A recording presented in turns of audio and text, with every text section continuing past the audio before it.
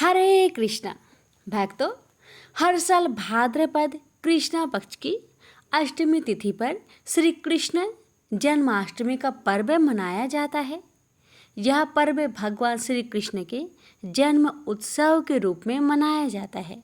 भक्तों, साल 2025 में अष्टमी तिथि की शुरुआत 15 अगस्त की रात हो रही है और यह 16 अगस्त को शाम तक रहेगी। वहीं रोहिणी नक्षत्र का आरंभ 17 अगस्त की सुबह को होगा। ऐसे में यह सवाल उठता है कि जन्माष्टमी 15 अगस्त को मनाई जाए या 16 अगस्त को। भक्तों, परंपराओं के अनुसार जब भी अष्टमी तिथि और रोहिणी नक्षत्र एक साथ ना हो तो व्रत और पूजा उदया तिथि को करना उचित माना जाता है। इसलिए इस बार जन्माष्टमी का पर्व 16 अगस्त दिन शनिवार को मनाया जाएगा। अष्टमी तिथि आरंभ होगी 15 अगस्त को रात 11:49 से और अष्टमी तिथि की समाप्ति होगी 16 अगस्त को रात 9:34। रोहिणी नक्षत्र आरंभ होगी 17 अगस्त सुबह 4:38। रोहिणी नक्षत्र समाप्त होगी 18 अगस्त को तड़के 3:17। चंद्रोदय का समय 16 अगस्त को रात 10:46। भक्तों, इस दिन व्रत के दौरान कुछ विशेष नियमों का पालन करना आवश्यक होता है। जन्माष्टमी के दिन उपवासी व्यक्ति अन्न ग्रहण नहीं करता। हालांकि फलाहार जैसे फल, दूध, मखाने आदि सेवन की अनुमति होती है। दिन भर स्वास्थ्यिक आहार और आचरण का पालन करना आवश्यक है। मांसाहार, लहसुन, प्याज और तामसिक भोजन से परहेज करें। रात्रि 12 बजे श्री कृष्ण जन्म के समय पूजा की जाती है। भक्त झूला झुलाकर कृष्ण की आरती उतारकर और भजन कीर्तन के माध्यम से भगवान का स्वागत करते हैं। उपवास का पारण अगले दिन सूर्योदय के बाद निर्धारित समय पर किया जाता है। हालांकि कुछ लोग रात्रि 12 बजे पूजा के बाद ही व्रत तोड़ते हैं, परंतु परंपरा के अनुसार पारण अगले दिन ही करना अधिक शुद्ध माना गया है। जानिए जन्माष्टमी व्रत का महत्व। भक्तों, इस दिन जो भी भक्त श्रद्धा और भक्ति के साथ व्रत रखता है उनकी हर मनोकामना अवश्य ही पूर्ण होता है। जन्माष्टमी पर उपवास करने से पापों का क्षय, रोगों से मुक्ति और मोक्ष का मार्ग प्रशस्त होता है। रात्रि के समय श्री कृष्ण जन्म की लीला का दर्शन, उनका भजन कीर्तन करने से हृदय निर्मल होता है। यह व्रत हमें श्री कृष्ण जैसे बनकर दुनिया को प्रेम और धर्म का संदेश देने की प्रेरणा देता है। पद्म पुराण में कहा गया है, जो भक्त अष्टमी के दिन श्री कृष्ण का व्रत श्रद्धा और भक्ति से करता है उसे परम गति की प्राप्ति होती है। इसलिए जन्माष्टमी व्रत केवल परंपरा नहीं, वह एक आध्यात्मिक अवसर है अपने भीतर छिपे राधा कृष्ण भाव को जगाने का, अपने कर्म, वचन और मन को भगवान के चरणों में समर्पित करने का। तो आइए बड़े ही श्रद्धा से श्रवण करते हैं कृष्ण जन्माष्टमी की व्रत कथा। प्रेम से बोलिए राधे राधे। जय श्री कृष्ण। कथा। इंद्र ने कहा, हे ब्रह्मा पुत्र, हे मुनियों में श्रेष्ठ, सभी शस्त्रों के ज्ञाता, हे देव, व्रतों में उत्तम उस व्रत को बताए जिस व्रत से मनुष्य को मुक्ति लाभ प्राप्त हो, तथा हे ब्राह्मण, उस व्रत से प्राणियों को भोग व मोक्ष भी प्राप्त हो। इंद्र की बातों को सुनकर नारद जी ने कहा, त्रेता युग के अंत में और द्वापर युग के आरंभ समय में निंदित कर्म को करने वाला कंस नाम का एक अत्यंत पापी दैत्य हुआ। उस दुष्ट व नीच कर्मी दुराचारी कंस की देवकी नाम की एक सुंदर बहन थी। देवकी के गर्भ से उत्पन्न 8वां पुत्र कंस का वध करेगा। नारद जी की बातें सुनकर इंद्र ने कहा, हे महामते, उस दुराचारी कंस की कथा का विस्तार पूर्वक वर्णन कीजिए। क्या यह संभव है कि देवकी के गर्भ से उत्पन्न 8वां पुत्र अपने मामा कंस की हत्या करेगा? इंद्र की स्नेह भरी बातों को सुनकर नारद जी ने कहा, हे अदिति पुत्र इंद्र, एक समय की बात है। उस दुष्ट कंस ने एक ज्योतिषी से पूछा कि ब्राह्मणों में श्रेष्ठ ज्योतिषी वृद्ध मेरी मृत्यु किस प्रकार और किसके द्वारा होगी? ज्योतिषी बोले, हे दानवों में श्रेष्ठ कंस, वासुदेव की धर्म पत्नी देवकी जो वक पटु है और आपकी बहन भी है, उसी के गर्भ से उत्पन्न उसका 8वां पुत्र जो कि शिशुओं को भी पराजित कर इस संसार में कृष्ण के नाम से विख्यात होगा, वही एक समय सूर्योदय काल में आपका वध करेगा। ज्योतिषी की बातें सुनकर कंस ने कहा, हे देवज, बुद्धिमानों में अग्रण्य, अब आप बताए कि देवकी का 8वां पुत्र किस मास में किस दिन मेरा वध करेगा? ज्योतिषी बोले, हे महाराज, माघ मास की शुक्ला पक्ष की तिथि को 16 कलाओं से पूर्ण श्री कृष्ण से आपका युद्ध होगा। उसी युद्ध में वे आपका वध करेंगे। इसलिए हे महाराज, आप अपनी रक्षा यत्न पूर्वक करें। इतना बताने के पश्चात नारद जी ने इंद्र से कहा, ज्योतिषी द्वारा बताए गए समय पर ही कंस की मृत्यु कृष्ण के हाथ से निसंदेह होगी। तब इंद्र ने कहा, हे मुनि, उस दुराचारी कंस की कथा का वर्णन कीजिए और बताइए कि कृष्ण का जन्म कैसे होगा तथा कंस की मृत्यु कृष्ण द्वारा किस प्रकार होगी। इंद्र की बातों को सुनकर नारद जी ने पुनः कहना प्रारंभ किया। उस दुराचारी कंस ने अपने एक द्वारपाल से कहा, मेरी इस प्राणों से प्रिय बहन की पूर्ण सुरक्षा करना। द्वारपाल ने कहा, ऐसा ही होगा। कंस के जाने के पश्चात उसकी छोटी बहन दुखित होते हुए जल लेने के बहाने घड़ा लेकर तालाब पर गई। उस तालाब के किनारे एक घनघोर वृक्ष के नीचे बैठकर देवकी रोने लगी। उसी समय एक सुंदर स्त्री जिसका नाम यशोदा था, उसने आकर देवकी से प्रिय वाणी में कहा, हे कांते, इस प्रकार तुम क्यों विलाप कर रही हो? अपने रोने का कारण मुझसे बताओ। तब दुखित देवकी ने यशोदा से कहा, हे बहना, नीच कर्मों में आसक्त दुराचारी मेरा ज्येष्ठ भ्राता कंस है। उस दुष्ट भ्राता ने मेरे कई पुत्रों का वध कर दिया। इस समय मेरे गर्भ में 8वां पुत्र है, वह इसका भी वध कर डालेगा। इस बात में किसी प्रकार का संशय या संदेह नहीं है, क्योंकि मेरे ज्येष्ठ भ्राता को यह भय है कि मेरे अष्टम पुत्र से उसकी मृत्यु अवश्य होगी। देवकी की बातें सुनकर यशोदा ने कहा, हे बहन, विलाप मत करो, मैं भी गर्भवती हूँ। यदि मुझे कन्या हुई तो तुम अपने पुत्र के बदले उस कन्या को ले लेना। इस प्रकार तुम्हारा पुत्र कंस के हाथों मारा नहीं जाएगा। तदंतर कंस ने अपने द्वारपाल से पूछा, देवकी कहाँ है? इस समय वह दिखाई नहीं दे रही है। तब द्वारपाल ने कंस से नम्र वाणी में कहा, हे महाराज, आपकी बहन जल लेने तालाब पर गई हुई है।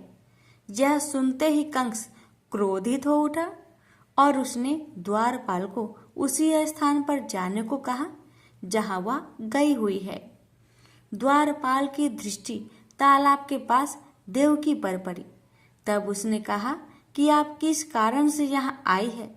उसकी बातें सुनकर देवकी ने कहा कि मेरे गृह में जल नहीं था, जिसे लेने में जलाशय पर आई हूँ। इसके पश्चात देवकी अपने गृह की ओर चली गई। कंस ने पुनः द्वारपाल से कहा कि इस गृह में मेरी बहन की तुम पूर्णतः रक्षा करो। अब कंस को इतना भय लगने लगा कि गृह के भीतर दरवाजों में विशाल ताले बंद करवा दिए। और दरवाजे के बाहर दैत्यों और राक्षसों को पहरेदारी के लिए नियुक्त कर दिया। कंस हर प्रकार से अपने प्राण को बचाने के प्रयास कर रहा था। एक समय सिंह राशि के सूर्य में आकाश मंडल में जलधारी मेघों ने अपना प्रभुत्व स्थापित किया। भादो मास की कृष्णा पक्ष की अष्टमी तिथि को घनघोर अर्ध रात्रि थी। उस समय चंद्रमा भी वृषभ राशि में था। रोहिणी नक्षत्र बुधवार के दिन सौभाग्य योग से संयुक्त चंद्रमा के आधी रात में उदय होने पर आधी रात के उत्तर एक घड़ी जब हो जाए तो श्रुति स्मृति पूर्णोक्त फल निस्संदेह प्राप्त होता है। इस प्रकार बताते हुए नारद जी ने इंद्र से कहा, ऐसे विजय नामक शुभ मुहूर्त में श्री कृष्ण का जन्म हुआ और श्री कृष्ण के प्रभाव से ही उसी क्षण बंदी गृह के दरवाजे स्वयं खुल गए। द्वार पर पहरा देने वाले पहरेदार राक्षस सभी मूर्छित हो गए। देवकी ने उसी क्षण अपने पति वासुदेव से कहा, हे स्वामी, आप निंद्रा त्याग करें और मेरे इस अष्टम पुत्र को गोकुल में ले जाएं। वहां इस पुत्र को नंद गोप की धर्मपत्नी यशोदा को दे दे। उस समय यमुना जी पूर्ण रूप से बाढ़ ग्रस्त थी, किंतु जब वासुदेव जी बालक कृष्ण को सूप में लेकर यमुना जी को पार करने के लिए उतरे, उसी क्षण बालक के चरणों का स्पर्श होते ही यमुना जी अपने पूर्व स्थिर रूप में आ गई। किसी प्रकार वासुदेव जी गोकुल पहुंचे और नंद के गृह में प्रवेश कर उन्होंने अपना पुत्र तत्काल उन्हें दे दिया और उसके बदले में उनकी कन्या ले ली। वे तत्क्षण वहां से वापस आकर कंस के बंदी गृह में पहुंच गई। प्रातःकाल जब सभी राक्षस पहरेदार निंद्रा से जागे तो कंस ने द्वारपाल से पूछा कि अब देवकी की गर्भ से क्या हुआ है, इस बात का पता लगाकर मुझे बताओ। द्वारपालों ने महाराज की आज्ञा को मानते हुए कारागार में जाकर देखा तो वहां देवकी की गोद में एक कन्या थी, जिसे देखकर द्वारपालों ने कंस को सूचित किया, किंतु कंस को तो उस कन्या से भय होने लगा। अतः वह स्वयं कारागार में गया और उसने देवकी की गोद से कन्या को झपट लिया और उसे एक पत्थर की चट्टान पर पटक दिया। किंतु वह कन्या विष्णु की माया से आकाश की ओर चली गई और अंतरिक्ष में जाकर विद्युत के रूप में परिणित हो गई। उसने कंस से कहा कि हे दुष्ट, तुझे मारने वाला गोकुल में नंद के गृह में उत्पन्न हो चुका है और उसी से तेरी मृत्यु सुनिश्चित है। मेरा नाम तो वैष्णवी है। मैं संसार के कर्ता भगवान विष्णु की माया से उत्पन्न हुई हूँ। इतना कहकर वह स्वर्ग की ओर चली गई।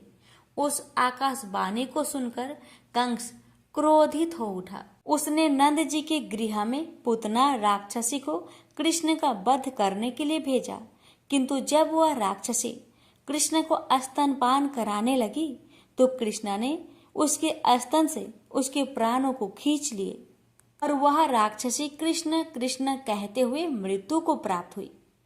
जब कंस को पूतना की मृत्यु का समाचार प्राप्त हुआ तो उसने कृष्ण का वध करने के लिए क्रमशः केसी नामक दैत्य को अश्व के रूप में, उसके पश्चात अरिष्ट नामक दैत्य को बैल के रूप में भेजा, किंतु ये दोनों भी कृष्ण के हाथों मृत्यु को प्राप्त हुए।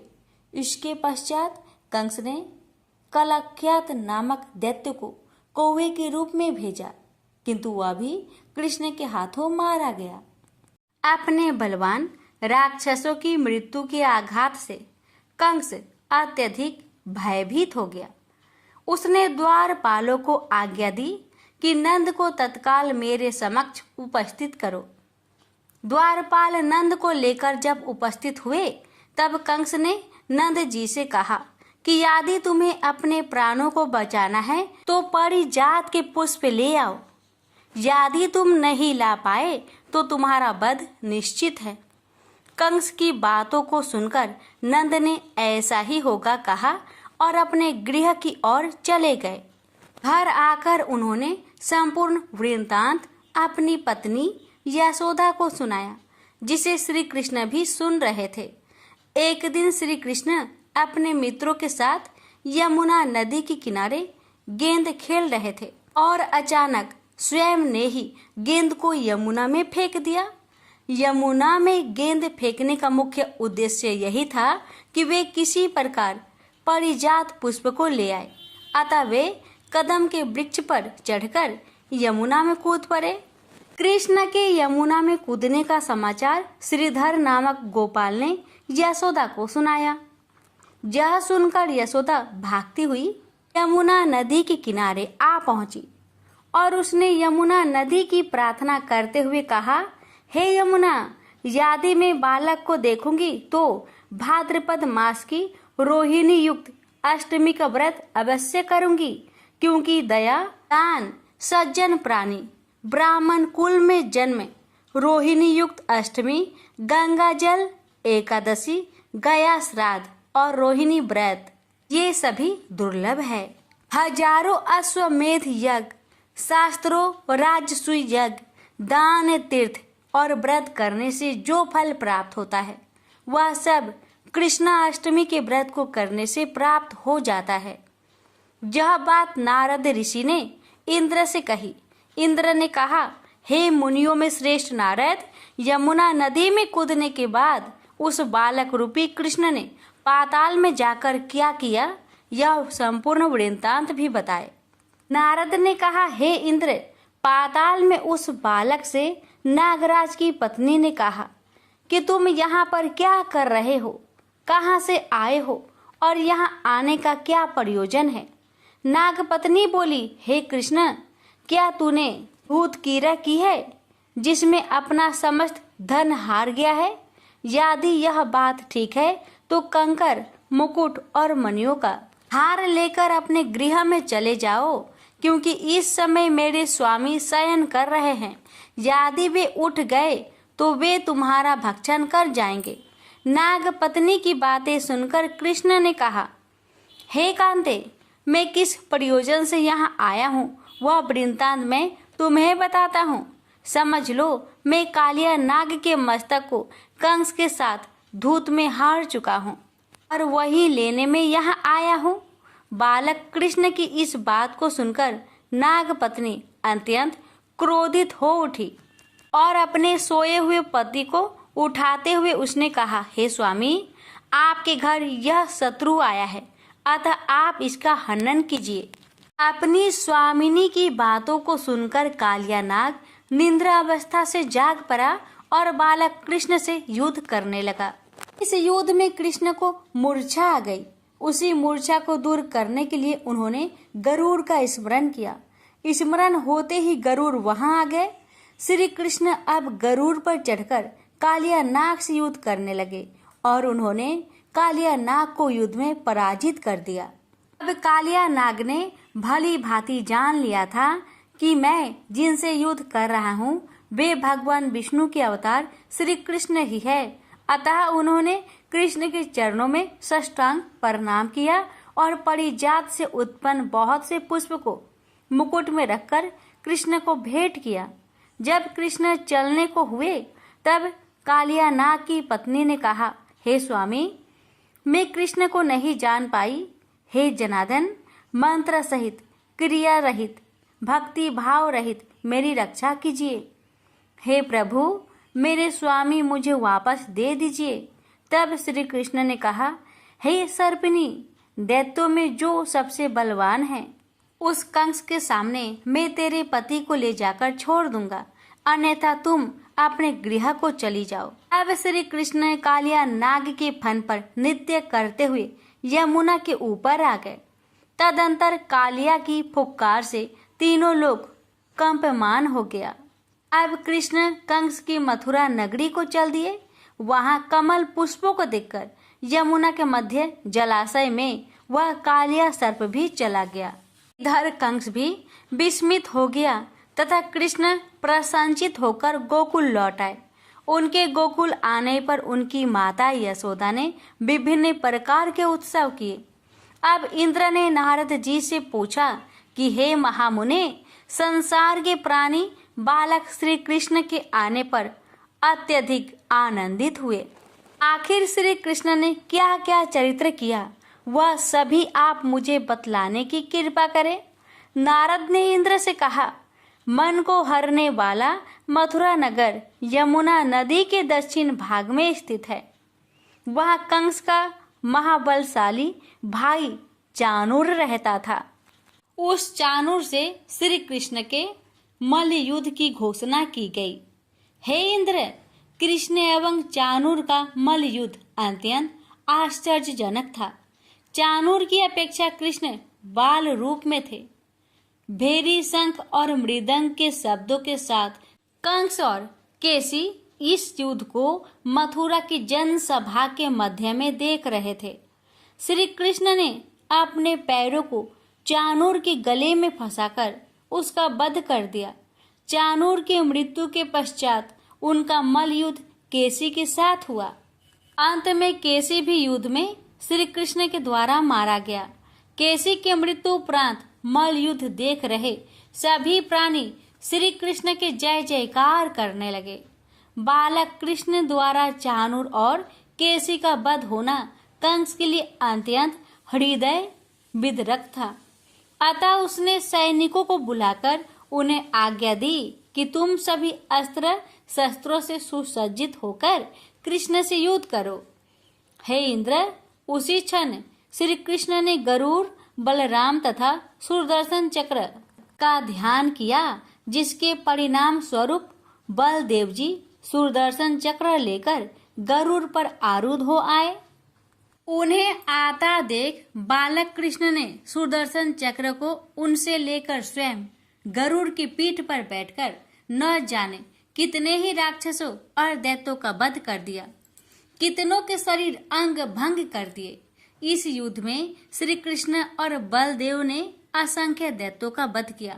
बलराम जी ने अपने आयुध शस्त्र हल से और कृष्ण ने सुदर्शन चक्र से माघ मास के शुक्ला पक्ष की सप्तमी को विशाल दैत्यों के समूह का सर्वनाश किया। जब अंत में केवल दुराचारी कंस ही बच गया तो कृष्ण ने कहा, हे दुष्ट, अधर्मी, दुराचारी, अब मैं इस महायुद्ध स्थल पर तुझसे युद्ध कर तथा तेरा वध कर इस संसार को तुझसे मुक्त कराऊंगा। यह कहते हुए श्री कृष्ण ने उसके केशों को पकड़ लिया और कंस को घुमाकर पृथ्वी पर पटक दिया, जिससे वह मृत्यु को प्राप्त हुआ। कंस के मरने पर देवताओं ने शंख घोष व पुष्प वृष्टि की।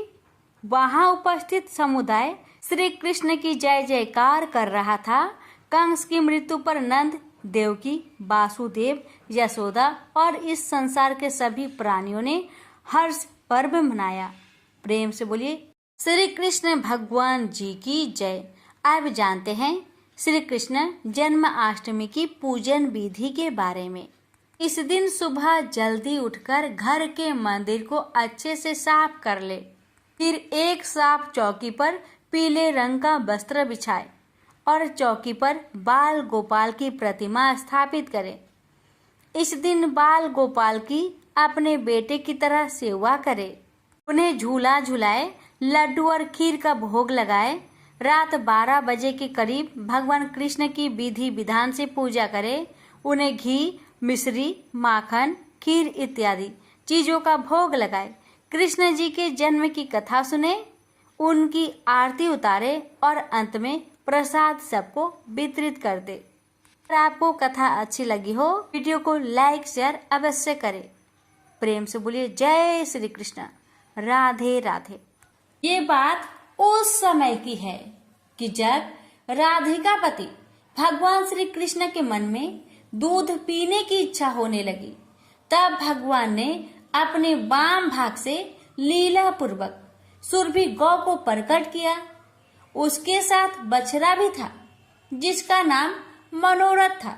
उस स्वतसा गौ को सामने देख श्री कृष्ण के पार्षद सुदामा ने एक रत्नमयी पात्र में उसका दूध दोहा और उस सुरभि से दोहे गए स्वादिष्ट दूध को स्वयं भगवान श्री कृष्ण ने पिया।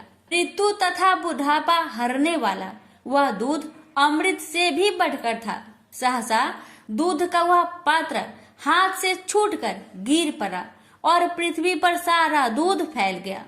उस दूध से वहां एक सरोवर बन गया जो गोलोक में क्षीर सरोवर के नाम से प्रसिद्ध हुआ।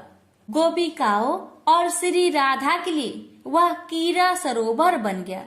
उस कीरा सरोवर के घाट दिव्य रत्नों द्वारा निर्मित थे। भगवान की इच्छा से उसी समय असंख्य कामधेनु गौ प्रकट हो गई। जितनी वे गौ थी उतने ही बछड़े भी उस सुरभि गौ के रोमकूप से निकल आए। इस प्रकार उन सुरभि गौ से ही गौओं की सृष्टि मानी गई है। भगवान श्री कृष्ण संदीपनी मुनि के आश्रम में विध्ययन के लिए गए। वहां उन्होंने गौ सेवा की। भगवान श्री कृष्ण को केवल गायों से ही नहीं अपितु गौरस, दूध, दही, मक्खन आदि से अद्भुत प्रेम था। श्री कृष्ण द्वारा 11 वर्ष की अवस्था में पुष्टिक, चाणूर, कुलायापीड, हाथी और कंस का वध गौरस के अद्भुत चमत्कार के परिणाम है। और इसी गौ दूध का पान कर भगवान श्री कृष्ण ने दिव्य गीता रूपी अमृत संसार को दिया। गौ रक्षक भगवान श्री कृष्ण ने गौ माता की रक्षा के लिए किया या नहीं किया? उन्हें दावानल से बचाया। इंद्र के कोप से गायों और ब्रजवासियों की रक्षा के लिए गिरिराज गोवर्धन को कनिष्ठा उंगली पर उठाया। अब देवराज इंद्र ने एरावत हाथी की सूर्य के द्वारा लाए गए आकाश गंगा के जल से तथा कामधेनु ने अपने दूध से उनका अभिषेक किया और कहा कि जिस प्रकार देवों के राजा देवेंद्र है उसी प्रकार आप हमारे राजा गोविंद हैं। भगवान श्री कृष्ण का बाल्य जीवन गौ सेवा में बीता, इसलिए उनका नाम गोपाल पड़ा। पुतना के वध के बाद गोपियों श्री कृष्ण के अंगों पर गोमूत्र, गोरज व गोमय लगाकर शुद्ध करती है, क्योंकि उन्होंने पुतना के मृत शरीर को छुआ था और गाय की पूंछ को श्री कृष्ण के चारों ओर घुमाकर उनकी नजर उतारती है। तीनों लोकों के कष्ट हरने वाले श्री कृष्ण के अनिष्ट हरण का काम गाय करती है। जब जब श्री कृष्ण पर कोई संकट आया, नंद बाबा और यशोदा माता ब्राह्मणों को स्वर्ण वस्त्र तथा पुष्पमाला से सजी गायों का दान करते थे। यह है गौ माता की महिमा और श्री कृष्ण के जीवन में उनका महत्व। नंद बाबा के घर सैकड़ों गौपाल सेवक थे, पर श्री कृष्ण गायों को दोहने का काम भी स्वयं करना चाहते थे। कन्हैया ने आज माता से गाय चराने के लिए जाने की जिद की और कहने लगे कि भूख लगने पर वे वन में तरह तरह के फलों के वृक्ष से फल तोड़कर खा लेंगे।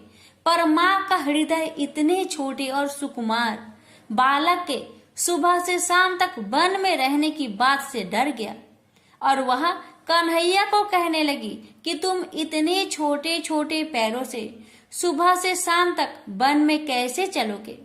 लौटते समय तुम्हें रात हो जाएगी। तुम्हारा कमल के समान सुकुमार शरीर कड़ी धूप में कुम्हला जाएगा।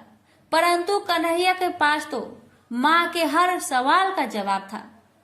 वह माँ की सौगंध खाकर कहते हैं कि ना तो मुझे धूप लगती है और न ही भूख, और वह माँ का कहना न मानकर गौचरण की अपनी हाट पर अरे रहे। मोर मुकुटी बनमाली पीताम्बरधारी श्री कृष्ण यमुना में अपने हाथों से मल कर गायों को स्नान कराते, अपने पीताम्बर से ही गायों का शरीर पोंछते, सहलाते और बछड़ों को गोद में लेकर उनका मुख काटते और पुष्प गुच्छ, गुजा आदि से उसका श्रृंगार करते। तृण एकत्र कर स्वयं अपने हाथों से उन्हें खिलाते। गायों के पीछे वन वन में वह नित्य नंगे पांव उस कंकर कंटक सहते हुए उन्हें चराते जाते। गाय तो उनकी आराध्य है और आराध्य का अनुगमन जूते पहनकर तो होता नहीं। परम ब्रह्मा श्री कृष्ण गायों को चराने के लिए जाते समय अपने हाथ में कोई छड़ी आदि नहीं रखते थे, केवल बंसी लिए हुए गाय चराने जाते थे। वह गायों के पीछे पीछे ही जाते हैं और गायों के पीछे पीछे ही लौटते हैं। वह गायों को मुरली सुनाते हैं।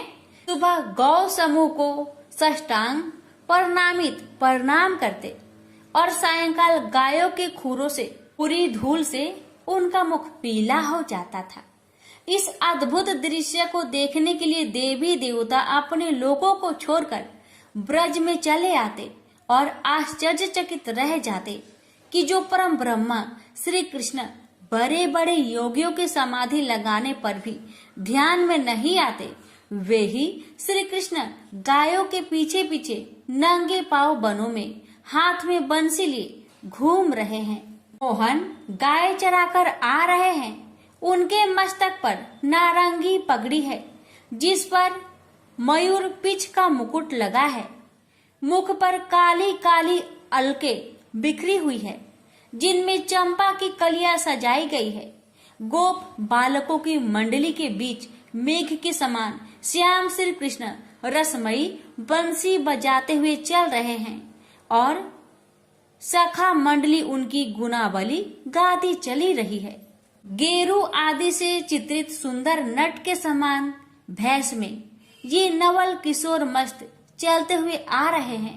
चलते समय उनकी कमर में कमरधनी के किंकनी और चरणों के नूपुरों के साथ गायों के गले में बंधी घंटिया की मधुर ध्वनि सब मिलकर कानों में मानो अमृत घोल रहे हो। प्रेम से बोलिए श्री कृष्ण भगवान की जय, गाय माता की जय। दरअसल वज्र भूमि में भगवान श्री कृष्ण के एक परम भक्त रहते थे। उनका नाम था कुंभदास। कुंभदास का एक पुत्र था रघुनंदन। कुंभदास हर समय प्रभु श्री कृष्ण की भक्ति में लीन रहते थे और पूरे नियम से भगवान की सेवा करते थे। वे उन्हें छोड़कर कहीं नहीं जाते थे ताकि उनकी सेवा में कोई विघ्न न हो जाए। एक दिन वृंदावन से उनके लिए भगवत कथा करने का न्योता आया। पहले तो उन्होंने मना कर दिया, लेकिन लोगों के जोर देने से वे कथा के लिए जाने को तैयार हो गए।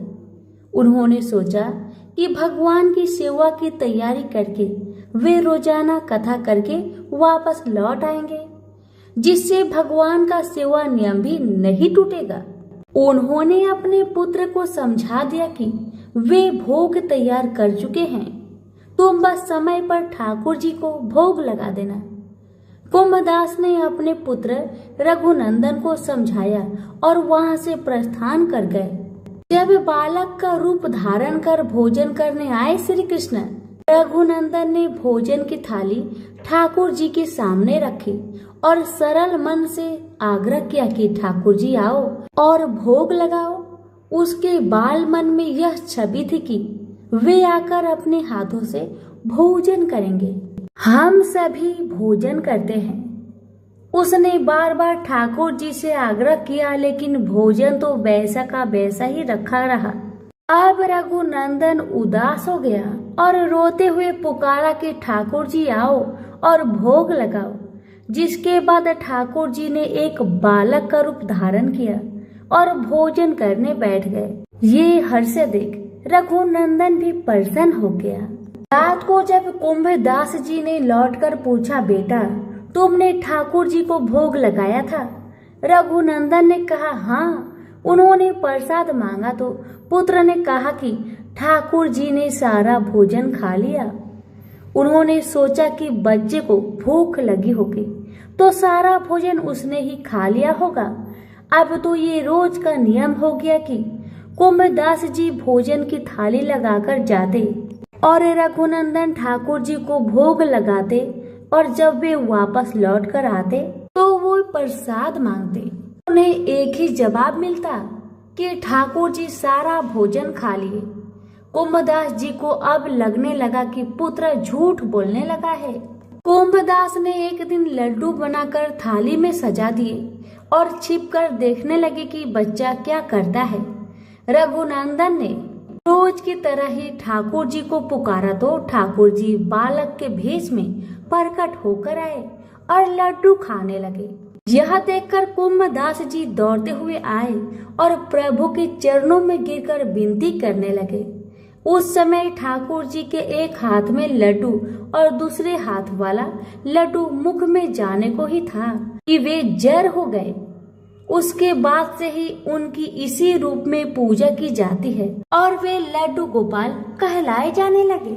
प्रेम से बोलिए लड्डू गोपाल की जय। एक कर्माबाई नाम की महिला थी। वह महिला जगन्नाथपुरी की भक्ति में खोई रहती थी। वह महिला सुबह उठकर बिना नहाए धोए जगन्नाथ भगवान के लिए खिचड़ी बनाती थी और अपने हाथों से जगन्नाथ भगवान को खिचड़ी खिलाती थी। यह प्रक्रिया वह प्रतिदिन दोहराती थी। सुबह उठकर सबसे पहले जगन्नाथ भगवान के लिए खिचड़ी बनाती और जगन्नाथ जी को खिलाती। इस तरह से उसका जीवन कट रहा था। एक समय की बात है कि एक बार एक साधु महाराज उसके घर पधारे और कर्माबाई से कहने लगे कि हम भूखे हैं, हमें भोजन कराओ, तुम्हारी सारी इच्छाएं पूरी होगी।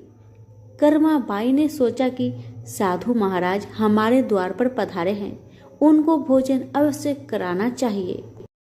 कर्माबाई ने साधु महाराज को अंदर बुलाया और उनको भोजन कराने लगी। कर्माबाई ने साधु महाराज को भोजन कराने के बाद महाराज को रात में विश्राम करने के लिए रोक लिया था। सुबह जब कर्माबाई बिना नहाए धोए जगन्नाथ भगवान के लिए खिचड़ी बना रही थी, तब खिचड़ी बनाने के बाद उस साधु ने कर्माबाई से पूछा कि ये खिचड़ी किसके लिए बना रही हो। तो कर्माबाई ने कहा कि यह खिचड़ी मैं जगन्नाथ भगवान के लिए बना रही हूँ। साधु ने कहा कि तुम ऐसा मत करो, बिना नहाए धोए भगवान के लिए भोजन बनाना अच्छी बात नहीं है। साधु ने कहा तुम अपने नियम बदलो, तुम्हें मैं बताता हूँ, वैसा ही करना। सुबह उठकर स्नान करके पूजा पाठ करके भगवान जगन्नाथ जी का भोजन बनाना। दूसरे दिन कर्माबाई ने साधु महाराज की बात मानकर ऐसा ही किया, लेकिन नियमों के हिसाब से चलते हुए कर्माबाई को खिचड़ी बनाने में देरी हो गई। दोपहर के खाने के समय कर्माबाई ने जगन्नाथपुरी भगवान को खिचड़ी खिलाई थी और जब जगन्नाथपुरी भगवान खिचड़ी खा ही रहे थे, तब उनका दोपहर का भोजन का समय हो गया। वह खिचड़ी खाने के बाद बिना पानी पिए मंदिर में चले गए थे। जब भक्तों ने देखा, पंडित जी ने देखा कि जगन्नाथ भगवान के मुख में खिचड़ी लगी है, सभी लोगों ने और पंडितों ने भगवान से प्रार्थना की कि आपके मुख में खिचड़ी क्यों लगी है। तब भगवान ने अपनी पूरी कहानी बताई और साधु ने जब पूरी कहानी सुनी तो साधु को बड़ा दुख हुआ। वह साधु कर्माबाई के पास पहुंचा और कर्माबाई से क्षमा मांगी।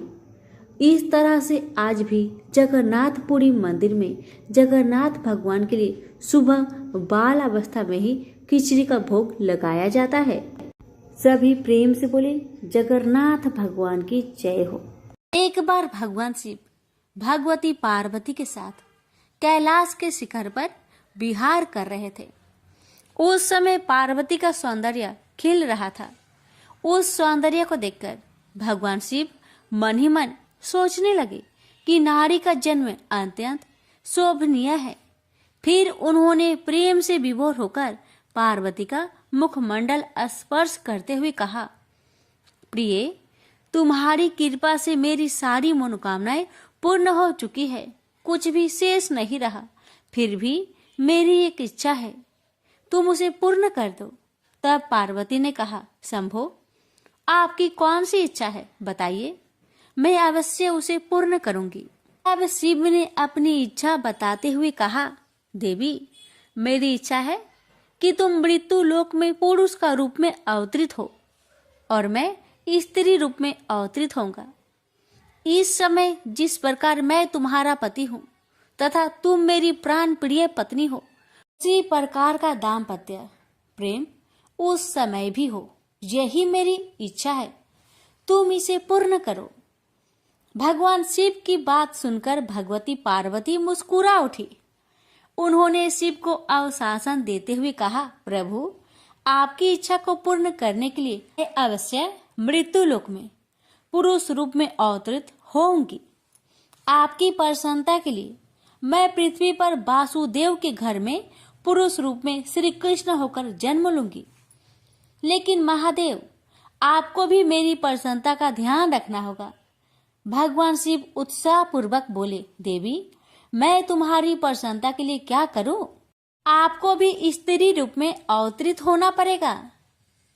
पार्वती ने भी अपनी इच्छा बताई।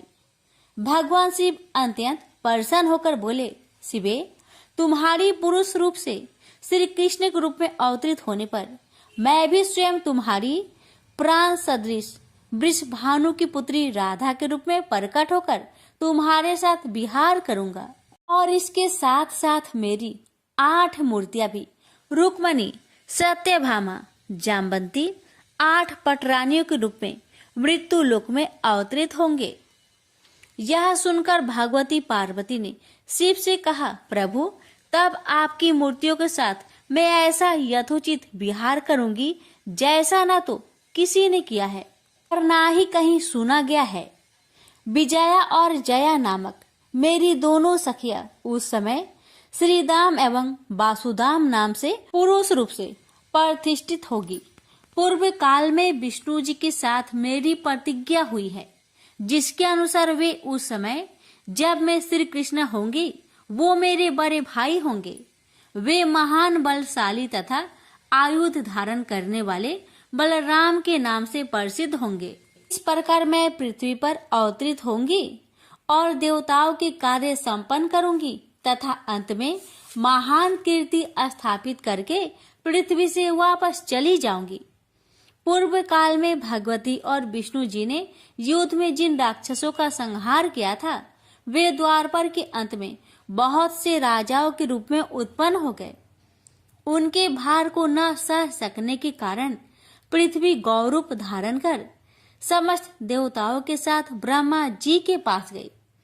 पृथ्वी को साथ लेकर ब्रह्मा जी कैलाश पर पहुंचे।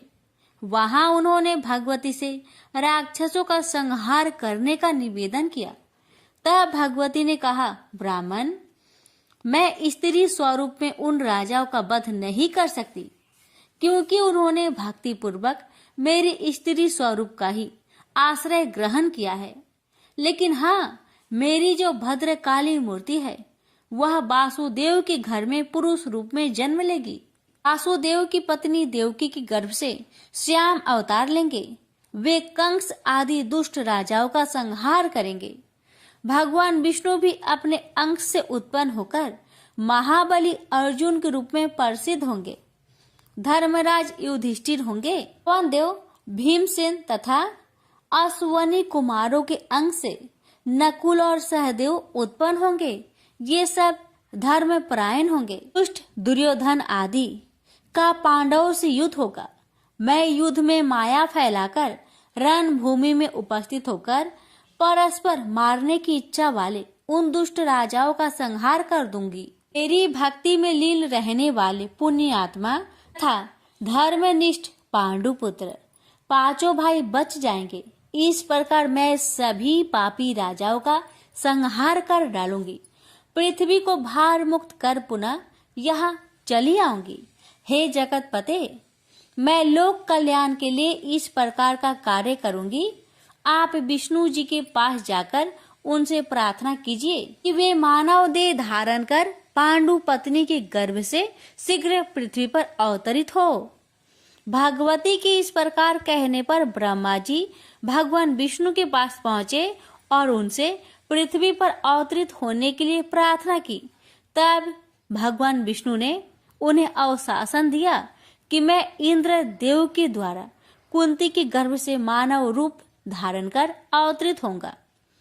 इस प्रकार ब्रह्मा जी से प्रार्थना करने पर साक्षात भगवती देवताओं का कार्य सिद्ध करने के लिए अपने अंश से वासुदेव पुत्र श्री कृष्ण रूप में अवतरित हुई और भगवान विष्णु ने भी महान बल पराक्रम श्री बलराम तथा पांडु के दूसरे पुत्र अर्जुन इन दो रूपों में जन्म लिया। भगवान शिव भी पीछे नहीं रहे। उन्होंने श्री वृषभानु गोप के घर में अपनी लीला से स्त्री रूप से जन्म लिया और राधा नाम से विख्यात हुए। उन्होंने प्रतिदिन कृष्ण के पास जाकर प्रेम पूर्वक उन्हें अपनी गोद में बैठाकर अत्यंत आदर से उन्हें देखा करती। प्रेम से बोलिए उमापति शंकर भगवान की जय। जय श्री कृष्ण। राधे राधे।